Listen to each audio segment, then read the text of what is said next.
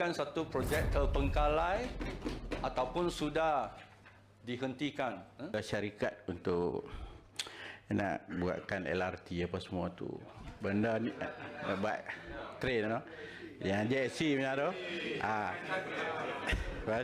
adakah benda ni akan wujud atau tidak?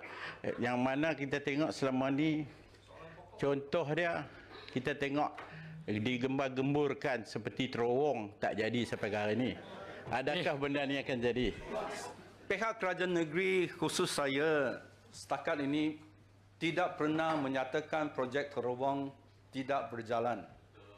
Kita masih menyatakan ianya akan berjalan, tetapi kita ada fokus-fokus yang lain. Tetapi sementara itu kerja-kerja masih berjalan.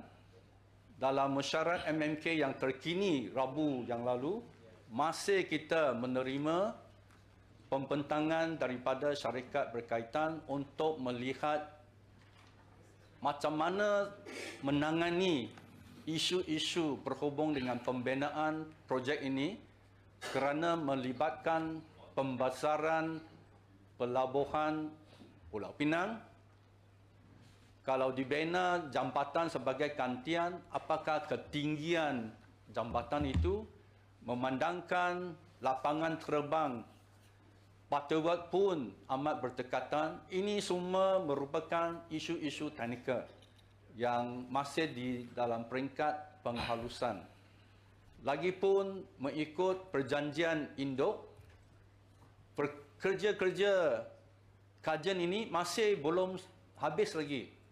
Mereka masih perlu meneruskan sehingga semua pihak puas hati dengan reka bentuk cadangan jajaran dan financial arrangement dan sebagainya.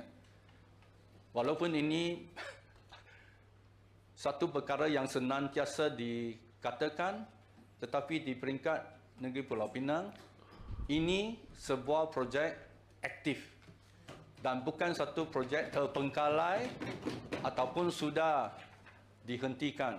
Tidak.